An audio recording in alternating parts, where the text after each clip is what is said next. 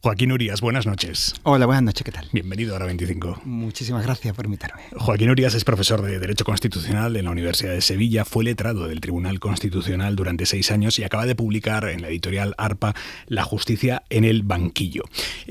Hoy se ha aprobado la ley de amnistía y entramos ya en la fase de la aplicación de la ley de amnistía, que va a ser, sospecho, igual de turbulenta que la fase parlamentaria o más. ¿Usted cree que vamos a ver mucha resistencia por parte de los jueces? Todo parece indicar que sí, que va a haber resistencia, pero fíjate algo que a mí me parece casi triste, ¿no?, como ciudadano, y es que antes de que la ley llegue a los jueces que la tienen que aplicar, parece que ya sabemos la opinión de los jueces. Bueno, y eso vimos, de hecho, antes de que se aprobara, antes de que se empezara a tramitar, incluso claro, cuando los jueces salieron con la toga puesta a las puertas de los juzgados a protestar contra una ley que no había comenzado a tramitar. Eso es lo que iba a decir, que claro, estamos en una situación, yo creo que triste, como ciudadanos, en la que vemos unos señores vestidos con su toga, que está prohibido que se pongan fuera, ni para el carnaval se pueden poner, fuera de la sala de juicio, como poder del Estado protestando contra una ley. Claro, eso nos lleva a pensar que sabemos lo que van a hacer. Entonces, bueno, pues yo tengo la intuición, y me puedo equivocar, y ojalá me equivoque. Yo tengo la intuición de que los jueces van a boicotear la aplicación de la ley, presentando cuestiones de inconstitucionalidad ante los tribunales, tanto constitucional como de la Unión Europea, que interrumpe el procedimiento. Y cuando el tribunal diga que sí, que cada ley se puede aplicar, aún así reinterpretarán lo que puedan para que no se aplique a quien ellos quieran, y aún así, si al final tienen que aplicarla, inventarán lo que sea para que quien ellos quieren que vaya a la cárcel, aunque sea por terrorismo o por otra cosa. Hoy hemos visto cómo los 4 fiscales del caso del Procés se han reunido con el fiscal general del Estado y le han dicho que ellos consideran, por un lado, que no se puede levantar la orden de detención sobre Puigdemont, y por otro lado, que ellos consideran que la ley de amnistía no aplica a los delitos de malversación por los que se condenó a 4 de los dirigentes independentistas y que se le atribuye también a Puigdemont. ¿Usted entiende ese criterio técnico por el cual, ese criterio por el cual los fiscales dicen que esto no va con ellos? Técnicamente no se entiende. La ley dice una cosa y los fiscales dicen otra. Lo que se entiende es en la dinámica que está el Poder Judicial español, y los fiscales no son parte del Poder Judicial, pero están muy cerca. Y se entiende la dinámica en que ya pasó con la ley, con la reforma del Código Penal que cambiaba el delito de malversación. Ya nos encontramos con que el Parlamento dijo una cosa y los jueces dijeron, pues no la aplicamos, la vamos a interpretar de otra forma. Y lo que han hecho los fiscales hoy es hacer un anuncio, de que posiblemente voy a hacer un juez que diga, voy a reinterpretar la ley, y donde dice una cosa yo voy a entender que dice otra, y voy a aplicarla como yo quiera, que es no aplicándola. Pues nos podemos encontrar, no se explica jurídicamente. Si me pide una explicación técnica, no existe. ¿Y esto se puede hacer? Bueno, se está haciendo. En un Estado democrático deberíamos evitar que eso se haga, porque las elecciones, cuando hay elecciones, son para elegir un Parlamento que tiene una mayoría popular detrás y que dicta las leyes que aplicamos todos. Lo que se tiene que aplicar es la ley que vota el Parlamento, no la ley que votan los jueces o que quieren los fiscales o los jueces. Entonces, digamos que la esencia del sistema democrático está en que los jueces y los fiscales no reinterpreten la ley, sino que la apliquen como ha querido el Parlamento, que tiene legitimidad democrática. Luego, desde la teoría democrática no se debe hacer, pero en la práctica vemos que se está haciendo. Usted fue letrado del Tribunal Constitucional y hoy hemos escuchado a Isabel Díaz Ayuso anunciar, además ella, en nombre de todas las comunidades gobernadas por el PP, que van a presentar un recurso de inconstitucionalidad. Yo tenía entendido, y quizá esté equivocado, corríjame, que una comunidad autónoma puede presentar un recurso de inconstitucionalidad cuando cuando la ley afecta a su ámbito territorial de alguna manera. En principio se entendió que era así. Hoy día se ha entendido para otros casos que no. Y hemos tenido pues leyes muy trascendentes que han sido impugnadas por comunidades autónomas, pues leyes como puede ser la ley de aborto, los matrimonios homosexuales, pues leyes de este tipo impugnadas. El problema no es ese. El problema es que se impugnan, yo creo que es un movimiento político, más que jurídico, e intentando ser los primeros. Todo el mundo quiere ser el primero. De todas formas, esta impugnación no va a bloquear la aplicación de la ley. Porque cuando una comunidad autónoma o un partido político presenta un recurso, la ley se sigue aplicando. Como ha pasado, por ejemplo, con la ley de aborto o la ley de matrimonios homosexuales, que la gente se seguía casando aunque la ley estaba pendiente. Yeah. Luego, estos recursos no son suspensivos y no tienen mayor... simplemente es llevar la discusión política al Tribunal Constitucional. En el hipotético caso de que se empezara a aplicar ya la ley de amnistía y que dentro de unos meses o unos años el Tribunal Constitucional dijera es inconstitucional, en ese caso, ¿qué pasaría con la gente que ya ha sido perdonada y que opera? No pasaría nada. Eso no se aplicaría hacia atrás. Entonces, pues la ley no se podría aplicar por futuro, pero quien haya sido puesto en libertad, quien ya se haya declarado que no se puede proceder contra él, pues no se podría proceder. Y sería, digamos, la ley más favorable, ahí no habría problema. ¿Usted se ha estudiado a fondo la ley? ¿Qué considera? Sí, la he leído. ¿Es constitucional? Pues mira, te voy a decir mi perdón que te tutee, pero... Sí, claro. Te voy a decir mi impresión, ¿eh? Mi impresión es que al final la discusión es una discusión política más que jurídica. Lo que va a tener que decidir el Tribunal Constitucional es si es proporcional que para conseguir la concordia en Cataluña se perdonen ese tipo de delitos. Digamos, es una cuestión de proporcionalidad. Yeah. Y esa cuestión, pues cada uno lo ve de una manera. Yo te podría decir mi opinión, pero no va a ser mi opinión técnica, sería mi opinión jurídica, mi opinión política. Yeah.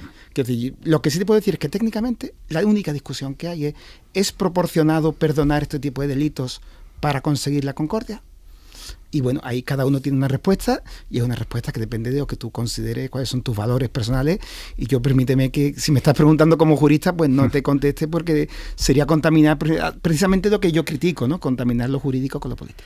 Usted escribe en el libro que si hay un tema que en las últimas décadas ha llegado a mostrar las costuras del sistema jurídico español es el procés, el desafío independentista.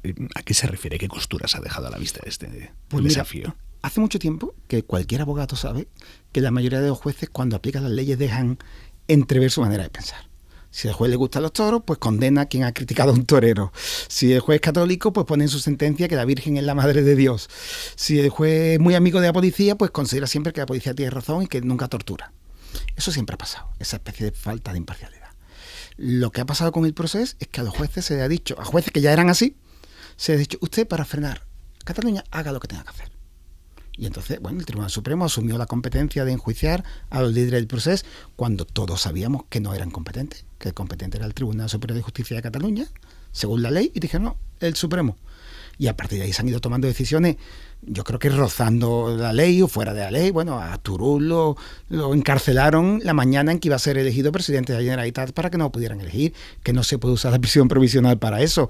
Y bueno, y en última instancia fueron condenados por sedición, cuando el Supremo se inventó un delito de sedición que nunca jamás se había aplicado ni se ha vuelto a aplicar, esa interpretación de que la sedición consiste en la desobediencia civil solamente para un caso. Entonces, cuando se ha dicho a los jueces, ustedes defiendan la unidad de España, al coste que sea, reinterpretando las leyes que sean, bueno, pues a partir de ahí, los jueces que ya venían, digamos, con poca costumbre de actuar con la imparcialidad que esperaríamos todos, pues un grupo de jueces, la cúpula, se ha sentido como que podían dar el salto político, que estaban respetados. Y entonces, pues, hemos entrado en la situación que estamos. Y también te digo una cosa, estamos en una espiral, como yo lo analizo, en que desde la izquierda se está atacando mucho a la justicia, porque la justicia, bueno, parece que cojea del mismo lado, como decía la ministra Teresa Rivera, y entonces los jueces, en vez de irse, como deberían hacer, al centro, es decir, no estamos con nadie, muchos jueces se están refugiando en manos de la derecha. Entonces estamos entrando en una espiral que yo creo que está llevando cada vez más a deslegitimar la justicia y que hay que frenar cuanto antes y hay que dar un paso atrás, y son los propios jueces que tienen que decir, mira, no nos vamos a refugiar ni en Abascal ni en Ayuso, sino que tengan desde la izquierda, nos callamos y seguimos diciendo sentencias, no nos lanzamos a hacer política de derecha, porque entonces que vamos a llegar a un momento en que nadie se crea la justicia. Los jueces hoy son un actor político en España. Los jueces se están convirtiendo en un actor político, claro que sí. Es mucho, en lo que tiene actor político de ambiguo, de abierto. Bueno, pues Twitter está lleno de jueces, hay 200 cuentas, yo tengo controladas 200 cuentas de jueces que se dedican a hablar de política cada día. Hay una jueza que tiene un seudónimo, que yo todas las mañanas la leo y cada mañana empieza con un insulto. El más grande, el Begoño, el no sé qué. Entonces, claro, cuando tenemos jueces haciendo esas cosas, y después yo dicen, no, son mis opiniones personales. Sí, pero te presentas como juez. Esa es mi opinión, pero yo soy juez, que todo el mundo lo sepa. Entonces, los jueces están opinando en Twitter, creando opinión política. Los jueces están en las televisiones, en la radio, hablando de política. Tenemos la presidenta de la Asociación Mayoritaria de Jueces haciendo política, hablando todos los días de qué malo es uno y qué bueno es el otro. Entonces, eso por un lado, es la opinión pública. Y después empezamos a tener sentencias pues, que son discutibles, técnicamente discutibles, pues evidentemente se están convirtiendo poco a poco en un actor político y les corresponde a ellos frenarlo. No lo puede frenar nadie porque sería ir contra la independencia judicial, y el único freno tiene que venir de la propia carrera judicial. ¿Qué hacemos con los jueces que aplican justicia, pero sus sentencias las trufan de ideología? ¿Qué se puede hacer para evitar eso? No, ¿qué hacemos con los jueces, obviamente? Claro. Pero ¿qué se puede hacer, qué podemos hacer como país para buscar una justicia un pelín más imparcial, por lo menos estéticamente. Hay soluciones. Hay soluciones, lo que pasa es que hace falta también pues, un gobierno valiente que las quiera aplicar. Hay soluciones, yo creo que la solución está en el modo de acceso a la judicatura. Mira, para convertirte, eso es que es muy curioso, la gente a veces no es consciente. Para convertirte en juez en España, tienes que saber cantar.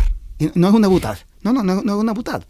Quiere decir, te tienes que aprender de memoria 300 Recitar temas, ¿no? Tienes que aprender, ellos dicen cantar, ¿eh? No lo digo yo. Te aprendes de memoria 300, pero cuidado, que lo que te evalúan es tu capacidad para en 45 minutos cantar un tema. Te evalúan que la entonación la hagas buena, que seas audible, vamos, que podrían ser locutores de radio, que digas todo lo que tienes que decir, que menciones las palabras y esa capacidad memorística. Punto. No se evalúa que sepan aplicar una ley. No se evalúa que tengan empatía con la sociedad y entiendan los problemas sociales. No se evalúa la experiencia jurídica, no. Exclusivamente que puedan cantar de memoria. Claro, si tú a un señor le pides que sepa cantar, tiene buenos cantores, pero no tiene buenos jueces. Entonces deberíamos redefinir el modelo de juez. ¿Qué queremos de los jueces? ¿Queremos un juez demócrata? Pues pídale que demuestre que conoce democracia. ¿Queremos jueces que sepan aplicar la ley? Pues controle que saben aplicar la ley. ¿Queremos jueces que tengan experiencia? Pues controle que tengan experiencia. Y se está haciendo en otros países. En Alemania, para ser juez, antes tienes que ser unos años abogado. Y es muy razonable. Tú estás en el otro lado del banco, en una sala de vistas, ves un juez arbitrario y dices, yo no quiero ser como él. Entonces, que tengas que ser abogado.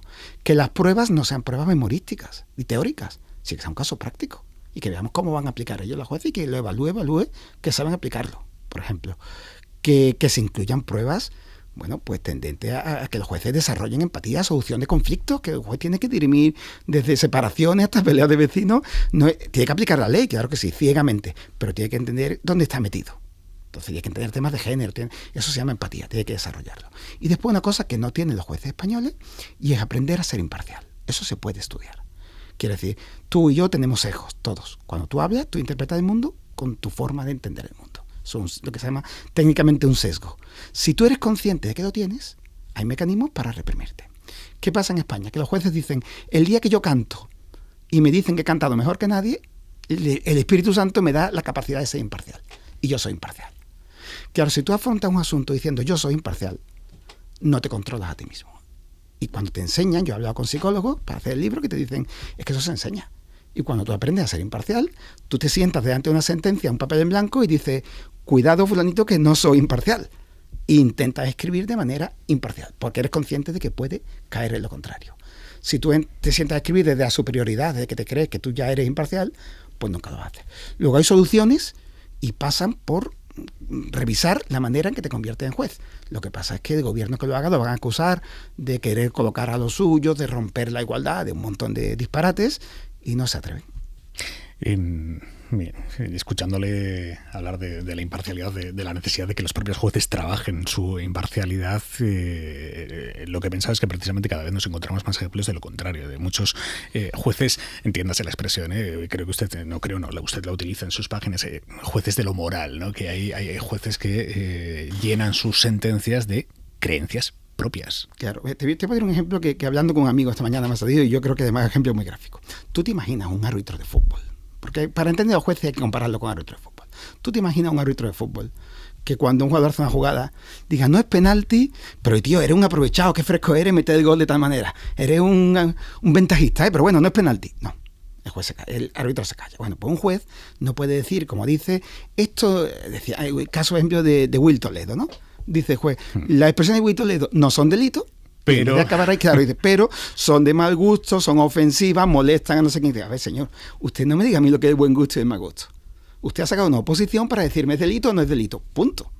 Pero como ellos se creen que son una élite y que están más allá, de que tienen su moral es superior a los demás, pues se permiten trufar la sentencia de esta superioridad moral que al final debilita la creencia de la justicia, porque si mi moral no coincide con la suya, yo soy consciente de que este señor no está aplicando, digamos, de manera limpia, transparente la ley, sino que se está dejando llevar por su concepción del mundo. Hablábamos de la formación de los jueces, del proceso de entrada en la judicatura, y usted recuerda en el libro una investigación muy interesante del periodista Marcos Piñeiro en el diario.es acerca de cómo algunos jueces forman a otros jueces y cobran esa formación en efectivo. Efectivamente. Bueno, en efectivo, ¿no? Claro, a ver, que se sepa. y se sabe en España, y que ha sido publicado en prensa, y lo sabe todo el mundo, que para ser juez, tú tienes que pagarle a otro juez un sobrecito con dinero, que ese señor que se encarga de impartir justicia no va a declarar a Hacienda. Es que es un escándalo. Eso es un escándalo que todos sabemos y que todos nos callamos. Sí, es que no sé en qué momento como sociedad podemos soportar que los futuros jueces tienen que entrar en una... Dicen ellos que es muy poco dinero, aunque sea muy poco dinero. O sea, hay unos que dicen que son 500 euros al mes, coño, porque para ellos será poco, pero tú tienes que decir a Hacienda que te están pagando 500 euros al mes. Y hay jueces que lo hacen, pero hay una mayoría todavía que no lo hace. Y eso ya, esa corruptela, te demuestra que hay quien se cree que está más allá de la misma justicia que le toca impartir. Y ese pequeño detalle, yo creo que a los futuros jueces ya le está diciendo, tú vas a entrar en una élite en la que a ti no se te van a aplicar las mismas normas que a los demás. Y esos detallitos que no se cuidan son los que forman malos jueces. Puede haber jueces que estén escuchando ahora que digan, pero qué cruzada tienen. No, todo lo contrario. Su libro, precisamente, por lo que aboga es porque la propia judicatura vaya corrigiendo algunas cosas que hacen mal para que se preste cada día al ciudadano una justicia mejor. Claro, yo creo que en España tenemos buenos jueces. Cuidado. Claro, aquí dice, son muy estudiosos. Claro, tenemos jueces que cantan muy bien y son muy estudiosos. Me gustaría tener otro modelo de jueces. Pero los que tenemos, muchos son buenos. Y sobre todo hacen un trabajo en unas condiciones durísimas. Yo conozco muchos jueces y te puedo decir que no conozco ni un juez que sea un vago. Habrá algunos, ¿eh? Yo no los conozco. Son muy trabajadores, en condiciones muy malas, con pocos medios, hacen sentencias lo mejor posible. Pero que tú hagas eso no quiere decir que democráticamente no tenga fallas. Entonces, yo lo que creo además es que cuando un juez se equivoca y, como decíamos antes, asume un papel que no le corresponde, reinterpretar la ley, dictar su propia moral, la única corrección tiene que ser democrática y social. Es decir, es bueno que los jueces sepan que la sociedad está pendiente de lo que hacen. Porque como a ellos no los puede juzgar nadie, la independencia consiste en que ni el Poder Ejecutivo, ni el Legislativo, ni nadie te puede controlar, la sociedad tiene que controlar a los jueces. Y nos tenemos que acostumbrar a exigirle cuentas a los jueces. Es decir, usted está trabajando muy bien, usted es muy trabajador, usted es muy listo, tiene muy buena memoria. Vale. Pero además, deje de hacer algunas cosas que está haciendo que están dañando la imagen de la justicia y que a largo plazo nos pueden llevar pues, a una crisis sistémica de que haya una gran parte de la sociedad que no confíe en los jueces. Entonces estamos a tiempo de evitarlo. No se trata de descalificar el trabajo de todos los jueces, se trata de que haya un control democrático, social. Bueno, pues lo que estamos haciendo aquí hoy, comentar las cosas buenas y las cosas malas para que se puedan mejorar. Profesor Urías, explíquenos qué efectos a largo plazo tiene el hecho de que no se esté renovando el Consejo General del Poder Judicial, que el PP tenga bloqueado esa renovación del Consejo y que, por lo tanto, a día de hoy, en el que correspondería que el Consejo tuviera una mayoría progresista, no se estén haciendo nombramientos de jueces del Tribunal Supremo. Claro. A ver, ahí hay varios detalles, varias cosas ahí en el Consejo. Yo creo que el Consejo General del Poder Judicial, en verdad, si no se renueva, pues mucha gente no le molesta. A la vida cotidiana de la ciudadanía no le molesta. Gracias a una reforma que hubo de ley, ahora no pueden seguir nombrando cuando están en función, no pueden nombrar, y entonces estamos cada vez con menos magistrados del Tribunal Supremo. Lo que yo creo que deberíamos revisar como sociedad, todos, es que para ser juez del Tribunal Supremo en España, no se pasa un examen, ni se pasa una oposición, ni se entra por méritos. Cualquier juez de España, que son 5.000, bueno, que sea, cualquiera que lleve 10 años de experiencia, lo nombran a dedo para el Tribunal Supremo un partido político. Normalmente el Partido Popular, y si no, el Partido Socialista, o el consenso de los dos. Yo tengo amigos que han llegado a ser, habían llegado a ser magistrados del Tribunal Supremo, los seguí en ese periodo, lo que hacían irse a cenar. Me voy a cenar con Federico Trillo, me voy a cenar con no sé quién, para conseguir que te nombren. Claro, si la cúpula judicial la nombran a dedo, insisto, no hay un requisito, no hay un examen, no hay nada. Pues entonces para los partidos muy goloso controla el Consejo General del Poder Judicial. ¿Por qué es goloso? Porque si tú consigues que tú eres quien nombra a los magistrados del Tribunal Supremo, como mínimo vas a nombrar magistrados que piensen como tú, que son los que van a decir cómo hay que interpretar las leyes, y vas a conseguir que en el país se estén interpretando las leyes de la manera más favorable a tu manera, como mínimo. Yo quiero pensar que no hay otros favores escondidos. Entonces, ¿qué daño nos está haciendo que no se renueve? Bueno, pues este sistema es así, lo hemos aceptado así, a mí no me gusta, pero lo hemos aceptado. Bueno, hay que jugar con limpieza. Hemos estado 40 años con el Consejo controlado por los conservadores. Si ahora tocaba que estuviera controlado por los otros, hombre, me parece una deslealtad que no se haya permitido. Eso, punto. Que la solución sea que los jueces voten a los jueces, eso sí que me parece una butada. Esa frase es de la frase que más han colado y que menos realismo tienen, ¿no? Pues tiene buenísima prensa, lo de que Claro. los jueces elijan a los jueces. Claro, que los jueces elijan. Imagínate que yo digo que los policías elijan a los policías, que los políticos elijan a los políticos. Pues claro que no. A ver, depende para qué. Si usted tiene un órgano que se va a dedicar a controlar cuestiones laborales de los jueces, que lo elijan los propios jueces. Si tiene un órgano que va a hacer política, lo tiene que elegir la sociedad. Si usted tiene un órgano que va a nombrar a dedo a los magistrados del Tribunal Supremo, yo no quiero que ese nombramiento a dedo lo hagan los propios jueces. Conchavados con quién me llevo bien, con quién me llevo mal, a quién le debo un favor, y nombran. No, los jueces no pueden nombrar a los jueces que van al Supremo, a no ser que haya un sistema transparente, punto 1. Y punto 2, el Consejo participa en decisiones que nos afectan a la vida de todos. El Consejo participa en decisiones, pues como decidir si vamos a tener jueces en, fíjate, la España vaciada. Pues si en las provincias con pocas personas va a haber más o menos jueces. Claro, usted pregunta a los jueces y dice, no, yo no me quiero ir a vivir a Huesca, dice que no haya jueces en Huesca. Pues no, eso tiene que decidir alguien, un consejo, con legitimidad democrática, que diga cuál es nuestro modelo de país. ¿Cómo queremos? Lo que te he dicho antes de las oposiciones. Claro, si tú dejas en manos de los jueces que te dicen, ¿cómo hay que entrar los jueces? Como lo he hecho yo, con oposiciones cantando. Si queremos cambiar todo eso, hace falta que el Consejo General del Poder Judicial, que participa en todas estas decisiones, tenga legitimidad democrática. Luego el Consejo no puede venir elegido por los propios jueces. No puede. Porque entonces tendremos jueces sometidos a intereses corporativos que nos van a imponer un modelo de justicia que no ha tenido legitimación democrática. Luego es un disparate. Es un disparate que es de esas frases que cuelan y que todo el mundo se lo va creyendo y bueno, y ahora tenemos que combatirla y es más difícil combatirla que crearlo, claro. Joaquín Urías, profesor, La justicia en el banquillo, editorial ARPA. Muchísimas gracias, buenas noches. Gracias a ti. Un saludo.